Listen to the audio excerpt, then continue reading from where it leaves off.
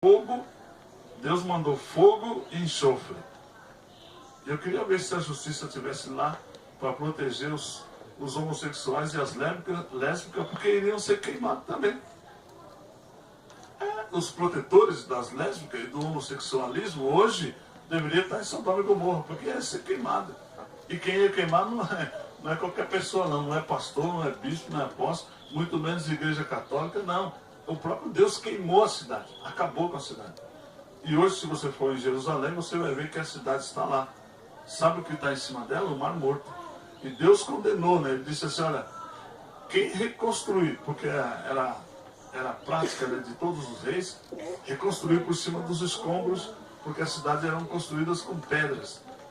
Então, quando Deus queimou a cidade, destruiu, ele disse assim, maldito será quem reconstruir em cima da cidade, o seu descendente, o seu primogênito, será morto. E teve um rei que tentou reconstruir e morreu. Morreu o primogênito, se lamentou e houve a condenação novamente. Não é para reconstruir em cima de Sodoma e Gomorra. Para ter certeza, Deus encheu aquele lugar de água e hoje Sodoma e Gomorra está debaixo do Mar Morto. Então a quantidade de sal existente nas águas é por causa do enxofre que produz o sal. Então quando chegou a água, tem uma água lá em cima da cidade, mas a água também é morta, não produz nada. Você ia falar? Só se salvou 3, né? Só se salvou 3. Ló e suas 2 filhas. A mulher virou uma estátua de sal. Gênesis 19, 26. Gênesis 19, 26. Salvou-se Ló e suas 2 filhas. É muito forte. E a Ló e suas 2 filhas foram de lá, irmãos, que saíram os maiores inimigos do povo de Deus. Os Maobitas, os filhos de Moabe, né? E os filhos de Amon. Os Amonitas e os Moabitas. Esses homens subiam no início do ano, eles subiam, atacavam as lavouras do povo de Deus. E por isso nós sofremos o processo hoje, janeiro, fevereiro e março. São os 3 piores meses para todo mundo, não é só no Brasil não, é no mundo inteiro. Janeiro, fevereiro e março são os 3 piores meses, porque era o processo, né, que eles subiam, os amonitas e os moabitas subiam, atacavam as lavouras, as sementes, as colheitas que eles plantavam no final do ano, eles subiam, atacavam. Então o povo de Deus tinha um processo de ficar 3 meses naquela pindaíba, né? Ficar 3 meses desenrolando para poder alinhar as coisas. E esse processo vem vindo, vem se arrastando até os nossos dias de hoje. E por isso que afeta o mundo inteiro, porque os estrangeiros vêm para o Brasil fazer o mesmo que faziam lá em Sodoma e Gomorra. Pode ver, no carnaval... Janeiro e fevereiro, né? Janeiro, fevereiro e março. No carnaval, os estrangeiros vêm para o Brasil para atacarem as mulheres do Brasil, as crianças, porque no carnaval é o período que se entrega as chaves de cidades para o governo de Momo, Momo, né, do rei Momo, que é um demônio chamado Mamon que domina as finanças. Santo. Então se entrega a chave para Mamon, a chave das cidades. Mamon toma a chave da cidade e tem o domínio. Quando ele tem o domínio, toda a finança da cidade ou do lugar passa a estar na mão dele. E quando ele tem o domínio dessa chave, o domínio dessa finança, também entra o governo, irmão, da prostituição, porque no carnaval se destrói lares. Toda a finança que a pessoa reúne, ela guarda, diz, não, no carnaval eu vou curtir. Então no carnaval ele gasta todo o dinheiro, porque o mamão está ali para devorar o dinheiro dele. É o Deus do dinheiro, Deus da riqueza. Ele desfruta da luxúria. É no carnaval que o homem ele está a fim de soltar franga, no carnaval ele aproveita e solta. Né? É no carnaval que a mulher está a fim de soltar franga, também faz a mesma coisa. É no carnaval que a moça está querendo perder a virgindade, o carnaval é um negócio sério. Então o carnaval é chamado a festa da carne, que foi o rei... Aquele lá que aparece a mão na parede? O rei... Belsazar. Belsazar. Daniel 5. Daniel capítulo 5. O rei Beltesazar fez uma festa e ele pegou os vasos da casa do Senhor e levou para aquela festa. Mas no meio daquela festa da carne, apareceu uma mão escrevendo na parede a sentença do rei. Tekel, Tekel, Ufarsim. Ou seja, está escrito em aramaico. Diz assim: pesado fosse na balança e fosse assado em falta. Sabe, e o rei temeu, mas não teve conversa não. Ele foi julgado e sentenciado por Deus. Hoje tem os direitos humanos, mas se tivesse lá naquela época, ia também para o mesmo saco, irmãos. Saco preto, ia ser enterrado, não ia ter conversa, porque se levantar contra Deus, nenhum hoje sobreviveu. O Tancredo Neves, que foi o presidente do Brasil, que era para ser o presidente do Brasil, né?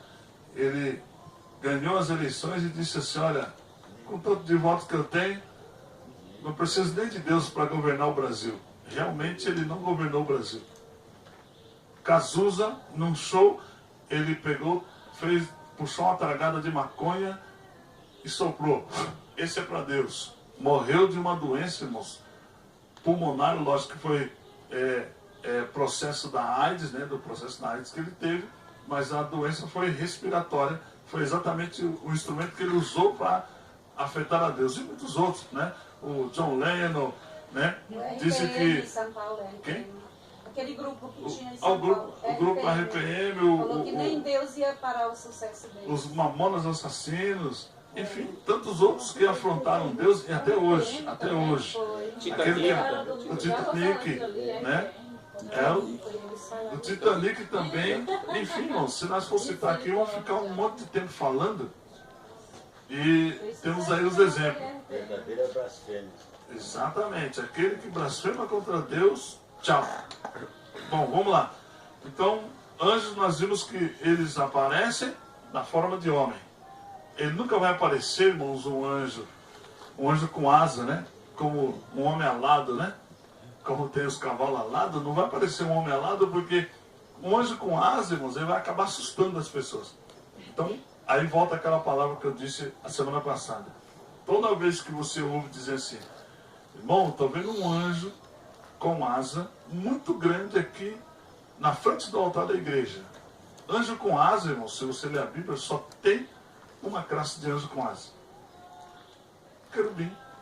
Ou desculpa, duas classes de anjo com asa: querubim e o serafim. Mas o querubim, ele tem asa. E o querubim, irmãos, ele é muito grande. Eram 5 querubins, Deus tirou um e ungiu, colocou acima de todos, e ficaram 4 querubins que constituem o trono de Deus. Então esse querubim que foi lançado para a terra, esse tem asa. E ele é muito grande. E é ele que muitas vezes está na frente do altar das igrejas e todo mundo reverencia. A pessoa diz: irmão, eu vi um anjo bonito, e a Bíblia diz que toda a beleza, quem quisesse olhar a beleza de Deus, olhasse no querubim. Estava vendo toda a beleza de Deus. E Ezequiel, né, diz que ele andava entre as pedras afogueadas e era um ser muito belo. O próprio Deus declarou. Ezequiel 28. O próprio Deus declarou. Era um ser muito belo. Para Deus dizer, nós que era belo de verdade. Não era belo, bonito igual nós vemos. O próprio Deus declarou, ele disse: é o ser mais belo. E todas as pedras formosas estavam nele. Por isso ele era brilhante. Por isso ele era muito bonito. Porque todas as pedras brilhantes estavam nele.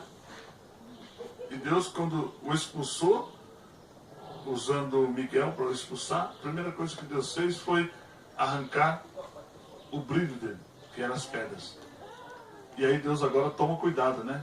Ele colocou todas as pedras em um só, agora não, ele pega as pedras, por isso ele nos fez vaso. E hoje cada um de nós, ele coloca uma pedrinha dentro. Aleluia. Coloca uma pedrinha dentro. Sabe? E por isso que você vê que o cantor, qualquer músico, tanto secular como cristão, eles não conseguem caminhar muito longe. Porque foi uma das pedras preciosas que Deus tirou de Lúcifer, que ele usava lá no céu, que é o louvor, a música. Não estou falando o tipo da música, estou falando música em geral. Música é uma só. Então, o que ele fez? Deus arrancou dele a música e inseriu no homem.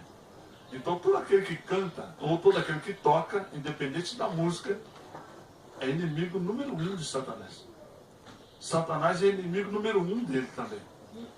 Porque isso era talento dele. Eu gosto tanto. Era talento dele.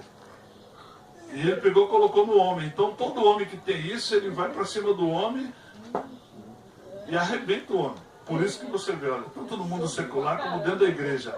Banda não para, grupo não para, cantor não consegue parar. Quando para, pode ver que um morre, o outro fica, e o negócio dele é desfazer a parte do louvor. Porque ele sabe que é a parte que vai voltar para o céu. E o que Deus está planejando aqui, o plano de Deus é juntar esses adoradores e levar lá para o céu. Para colocar no lugar aonde ele estava. E por que Deus não pôs outro, irmãos? Porque Deus precisa de fazer uma tortura com ele. Ele diz, olha, vai voltar um pessoal para cá. Não é o teu pessoal mais. Eu vou escolher daquele lixo que está lá embaixo, vou transformar e vou pôr aqui no teu lugar. Aleluia. Então a briga dele hoje, irmãos, é pegar todas essas pessoas, em primeiro lugar, pegar todas essas pessoas que tocam e que cantam. E acabar com eles. Sim. O Salmo 22, versículo 3, fala que Deus está sincronizado no meio do louvor. Né? Deus, No meio. Ele habita no meio do louvor. No meio do louvor. Salmo 22, 3. Salmo 22, 3. 3. 3. Ele habita no meio do louvor. Ele gosta da adoração. Adoração. Então vamos lá. Bom, que esses anjos são incorpóreos está escrito em Efésios capítulo 6, que diz o quê? Onde Paulo diz, olha, a nossa luta não é contra a carne, nem contra o sangue, sim contra principados, potestades, contra dominadores deste mundo tenebroso, contra as forças espirituais do mal nas regiões celestiais. Ou seja, o nosso conflito não é aqui na terra. O nosso conflito é a nível de céus, é nos ares. Tá? E veja bem, irmãos, que contra quem nós vamos lutar? Olha, contra principados. O que é um principado? Vocês vão saber o que é um principado? Bom, então vamos lá. Um principado, hoje para nós, seria como que se fosse a Aparecida do Norte, aqui no Brasil, para nós. A imagem da Aparecida do Norte é um principado, porque ela tem um governo de uma nação, de um país, desculpa, tem o governo de um país, que é o Brasil, né? Aparecida do Norte, todo mundo diz, é a padroeira do Brasil, não é isso? Então, se a Aparecida é a padroeira, ela é o principado. O principado está aqui no topo, tá? O principado tem as suas ramificações, que são chamadas de potestades. O principado é o principal, o cabeça. A ramificação são potestades, tá certo? Ligado à Aparecida, tem outras Aparecidas. Aparecida não sei do que, Aparecida de onde, não sei de onde, vai indo. Como no Nordeste, o principado do Nordeste é o Francisco, né? Padre Cícero. É o Padre Cícero. Ele é o principado. Mas tem as ramificações dele, que são a potestade. Então não adianta você combater, irmãos, uma potestade, se o principado está lá. Você precisa combater o principado e não a potestade. Se você derruba o principado, e se você aprende em guerra espiritual ou batalha espiritual, se você derruba o principado, a potestade não resiste. Não vai resistir. Porque a cabeça é que sustenta. É por isso que hoje você vê que Deus tem levantado o ministério apostólico. Porque coloca o apóstolo lá em cima, que sustenta o bispo, e o bispo sustenta o pastor sustenta o presbítero o evangelista, e o evangelista e o presbítero sustenta o diácono e o cooperador. E aí vai indo, vai caindo. São o cabeça e vai indo para... são um principado, né, que seria um principado ativo, né, e vai sustentando os demais que vão caindo. Se não tem essa hierarquia, essa sustentação, irmãos, acaba quebrando. Porque não tem um topo que segura.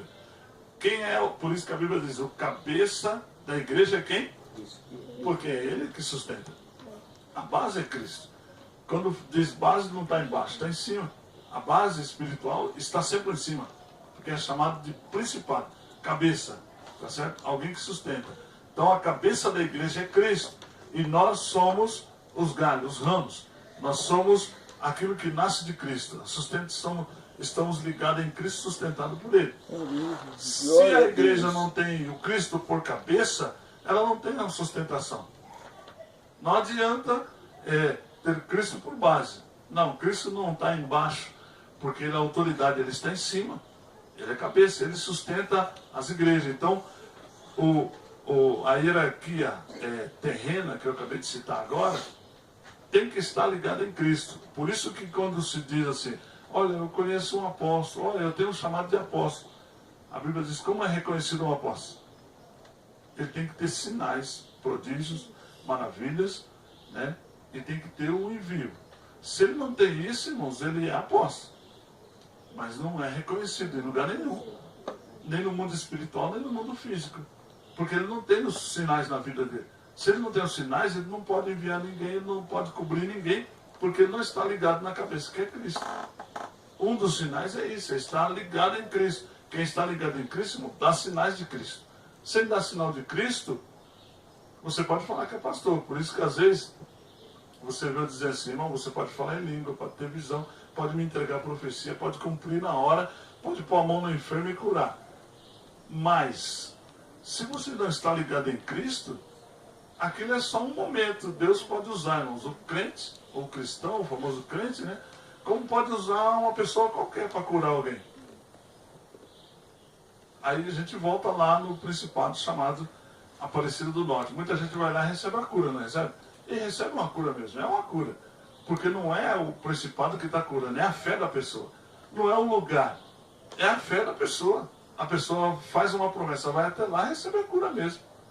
Mas isso não quer dizer que aquela imagem curou, ou que o lugar curou. A fé da pessoa curou.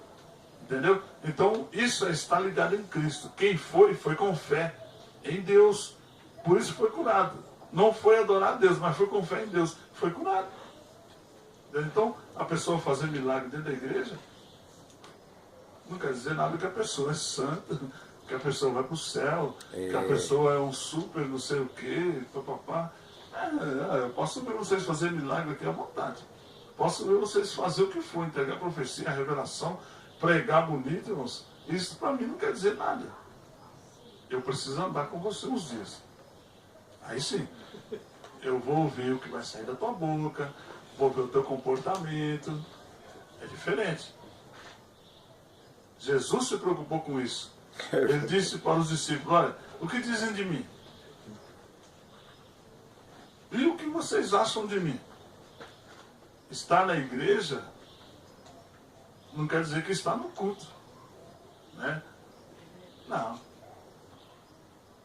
Estar no culto não quer dizer que está em Cristo. Acho que foi a nossa irmã, né? A nossa irmã aqui, o pastor Pedro estava ministrando a oferta e disse, irmãos, olha, depois da oferta os irmãos vêm, depois que começou o louvor, vem e coloca. Então, quer dizer, a irmã não prestou atenção. Naquela hora, ela não estava no culto.